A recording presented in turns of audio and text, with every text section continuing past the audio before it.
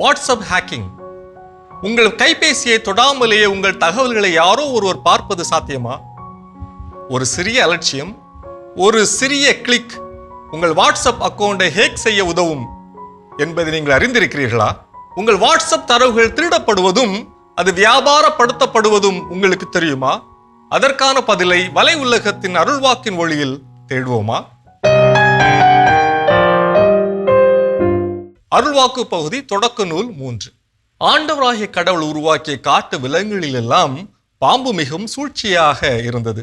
அது பெண்ணிடம் வந்து, கடவுள் உங்களிடம் தோட்டத்தில் உள்ள எல்லா மரங்களிலிருந்தும் உண்ணக்கூடாது என்றது உண்மையா என்று கேட்டது. பெண் பாம்பிடம், தோட்டத்தில் இருக்கும் மரங்களின் பழங்களை நாங்கள் உண்ணலாம், ஆனால் தோட்டத்தின் நடுவில் உள்ள மரத்தின் கனியை மட்டும் நீங்கள் உண்ணக்கூடாது, அதை தொடவும் கூடாது, மீறினால் நீங்கள் சாவீர்கள் என்று கடவுள் சொன்னார் என்றாள். பாம்பு பெண்ணிடம், நீங்கள் சாகவே மாட்டீர்கள், ஏனெனில் நீங்கள் அதிலிருந்து உண்ணும் நாளில் உங்கள் கண்கள் திறக்கப்படும், நீங்கள் கடவுளை போல் நன்மை தீமையை அறிவீர்கள் என்பது கடவுளுக்கு தெரியும் என்றது. அந்த மரம் உண்பதற்கு சுவையானதாகவும் கண்களுக்கு களிப்பூட்டுவதாகவும் அறிவு பெறுவதற்கு விரும்பத்தக்கதாகவும் இருந்ததை கண்டு பெண் அதன் பழத்தை பறித்து உண்டாள். அதை தன்னுடன் இருந்த தன் கணவனுக்கும் கொடுத்தாள். அவனும் உண்டான். டிஜிட்டல் ஏதேன் தோட்டத்தில் இந்த வாட்ஸ்அப் வழியாக பாம்பு நுழைந்து முதலில் உரையாடலை தொடங்கி ஆசை வார்த்தை பேசி நம்மை சூழ்ச்சி வளையத்திற்குள் சிக்க வைக்கின்றது. பொய்யும் புரட்டும் போலியும் ஏமாற்றமும் மலிந்து கிடக்கும் இணை உலகில் ஒன்று குறைபடுவதாக பார்க்கிறேன். அதுதான் நேர்மை என்ற எரிபொருள். புலனம், அதாவது வாட்ஸ்அப் செயலியை இன்று உலக அளவில் 2.78 பில்லியன்களுக்கு அதிகமானோர் 180 நாடுகளில் பயன்படுத்துகின்றனர். ஒரு நாளைக்கு சராசரியாக 140 பில்லியன் குறுஞ்செய்திகளை பகிர்ந்து கொள்கின்றனர். பேசுவதற்கு, குறுஞ்செய்தி அனுப்புவதற்கு, உணர்வுகளை எம்மோஜி வழியாக பகிர்ந்து கொள்வதற்கு, குரல் செய்தி அனுப்புவதற்கென்று பல தேவைகளுக்கு நாம் வாட்ஸ்அப்பை பயன்படுத்துகின்றோம். ஆனால் சமீப காலமாக வாட்ஸ்அப்பை கூட ஹேக்கர்ஸ் ஹேக் செய்கிறார்கள் என்பது அதிர்ச்சி தருகின்றது. ஹேக்கிங் என்பது ஒருபுறம் இருக்க, நம் வாட்ஸ்அப் தரவுகள் விளம்பர நோக்கத்திற்காக பயன்படுத்தப்படுகிறது என்றால் நம்புவீர்களா?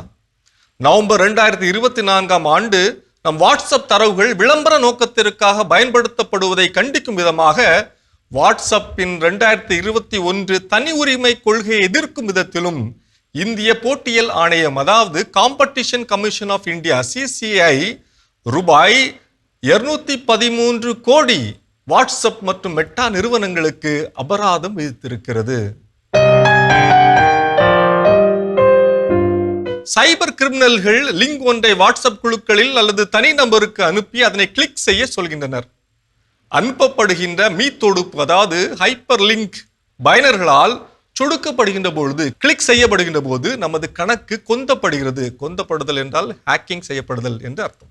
எனவே இத்தகைய ஹைப்பர் லிங்க்ஸ், அதாவது மீத்தொடுப்புகளை புறக்கணிப்பது நல்லது. சைபர் கிரிமினல்கள் கால் அல்லது மெசேஜ் செய்து ஒரு முறை கடவுச்சொல், ஒன் டைம் பாஸ்வேர்டு அல்லது உறுதிப்படுத்துதல் குறியீட்டை, வெரிஃபிகேஷன் கோடை சூழ்ச்சியால் கேட்டு பெற்றுக்கொண்டு நமது கணக்கை ஹேக் செய்கின்றனர். எனவே அத்தகைய ஏமாற்றுதல்களுக்கு இரையாகாமல் இருப்பது நல்லது.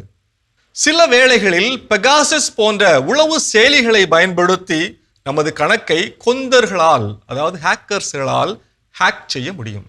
QR குறியீட்டை வருடி, அதாவது ஸ்கேன் செய்து பிற மின்னணு சாதனங்களில் வாட்ஸ்அப்பை நாம் பயன்படுத்துகிறோம். ஆனால் அந்த QR குறியீடு நம்பகத்தனமானதாக இருக்கிறதா என்பதை சரிபார்க்க வேண்டும். வாட்ஸ்அப்பில் இருபடி சரிபார்ப்பு, அதாவது 2 ஸ்டெப் வெரிஃபிகேஷன் நாம் எனேபிள் செய்திருக்கிறோமா என்பதையும் நாம் உறுதி செய்ய வேண்டும். மக்களை இத்தகைய புதிய அதிநவீன ஹேக்கரிடமிருந்து பாதுகாக்க தொழில்நுட்பத்துறையை சார்ந்தவர்களும் இந்திய அரசும் புதிய தொழில்நுட்பத்தையும் செயல் திட்டங்களையும் துரிதமாக முன்வைக்க வேண்டும். செயலிகளையும் இணைய தொழில்நுட்பத்தையும் பயன்படுத்தும் மக்கள் மிக கவனத்தோடு அவற்றை கையாள வேண்டும். ஏதேன் தோட்டம் போல் வளமையாக தோன்றினாலும் அங்கும் தீய பாம்புகள் சுற்றி திரியும், நம்மை ஏமாற்றி பிழைக்கும் என்பதை டிஜிட்டல் ஏதேன் வாசிகள் உணர வேண்டும். ஏதேன் தோட்ட வாசிகளே, மரங்களில் பூக்களும் பழங்களும் மட்டும் இல்லை, புழுக்களும் பாம்புகளும் கூட இருக்கக்கூடும். எனவே கவனம் தேவை, மிக மிக கவனம் தேவை. இது வலையுலகம் 360 டிகிரி டிஜிட்டல் உலகிற்கான உங்கள் அகராதி.